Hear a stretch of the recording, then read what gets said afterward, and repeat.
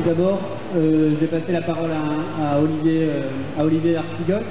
Donc, voilà. Quel projet pour l'Europe, mais également quel projet pour la nation? Comment les deux s'articulent, Olivier? Bonjour.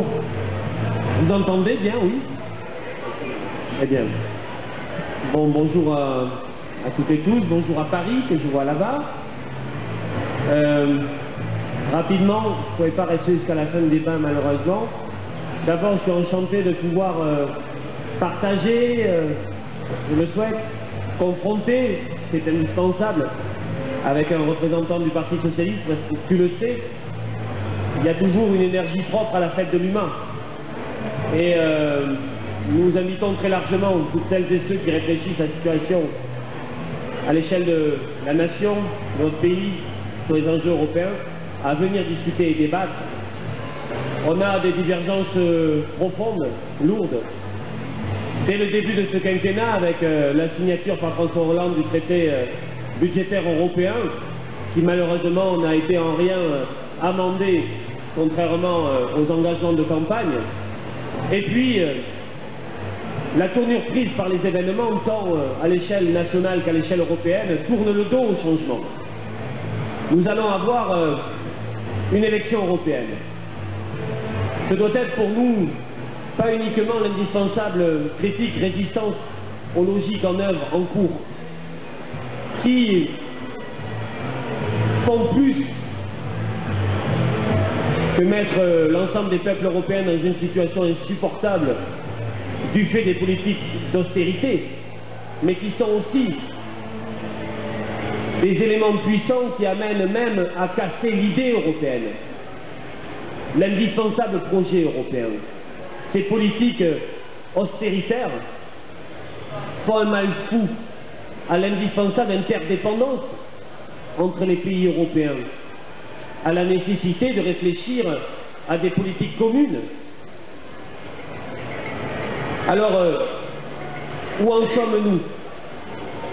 D'abord, première chose, la nécessité de bien faire passer un message clair. Celles et ceux qui ne se retrouvent pas derrière la troïka européenne ne sont pas des tenants du repli national. Nous souhaitons, nous allons continuer à agir pour une refondation européenne. Refondation européenne dans un certain nombre de directions. D'abord, dire que ce dont souffre l'Europe aujourd'hui, et je crois qu'on peut le mesurer puisque l'Agora ouvre son espace aux questions européennes, année après année, on peut mesurer combien la crédibilité de l'Union européenne est aujourd'hui terriblement impactée, combien toutes celles et ceux qui en Europe subissent ces politiques jugent très durement les orientations prises par l'Union européenne.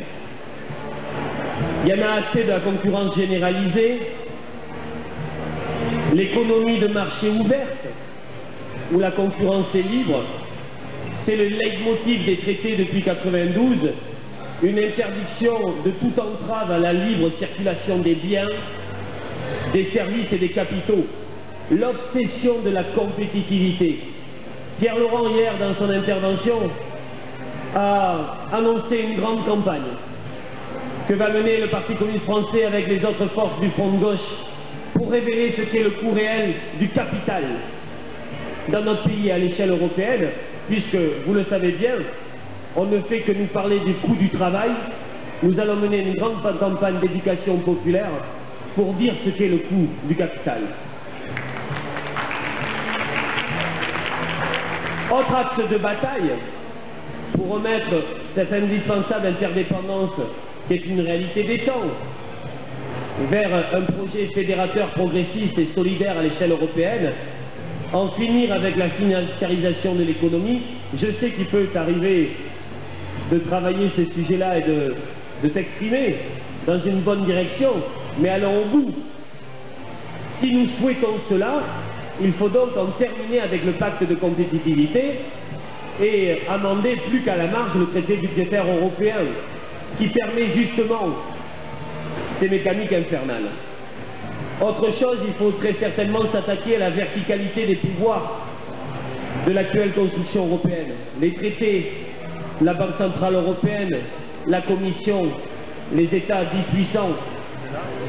Il faut que la France, notre pays, puisse reparler fort, faire respecter sa voix. Le président Hollande n'a pas à mettre ses pas comme il le fait derrière Angela Merkel. On pouvait comprendre quand il s'agissait de Nicolas Sarkozy. Décidément, c'est insupportable de voir le président Hollande, sujet après sujet, mois après mois, se mettre derrière la roue d'une Allemagne dont on sait qu'elle pousse un projet européen qui va dans le mur et qui désespère les opinions publiques européennes.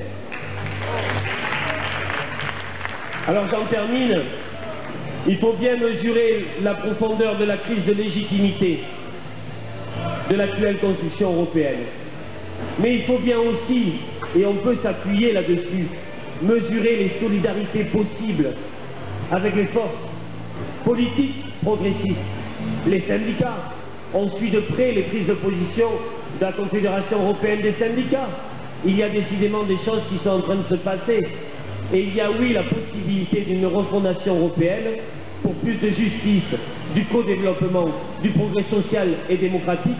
On tient trop à l'Europe, à ce qu'elle peut porter en termes de projets émancipateurs, pour la laisser à la Banque centrale européenne, dont nous souhaitons un changement des missions, pour la laisser à Angela Merkel, aux banquiers, pour la laisser à celles et ceux qui sont en train, au nom de cette politique d'austérité, de casser le projet européen. Alors attention, et j'en termine, on nous parle beaucoup des élections municipales, et c'est un sujet très important. Mais n'oublions pas qu'il y aura, dans la foulée de ces élections municipales, un grand rendez-vous avec les élections européennes. Il faut donc articuler ces deux rendez-vous. Et on va les articuler sur une question, un sujet, une bataille. Tordre le cou aux politiques d'austérité, que ce soit à l'échelle de nos territoires ou alors à l'échelle européenne. Ces politiques d'austérité cassent les vies, font un mal fou, et en plus, j'en termine, ne donnent même plus envie de l'avenir, de se projeter, ne permettent même plus aucun imaginaire. Or, nous avons besoin d'imaginaire après 10 ans de droite et 5 ans de sarkozysme. C'est vrai pour ce qu'on va décider à l'échelle de nos territoires, mais c'est vrai aussi pour le projet européen. Merci Olivier.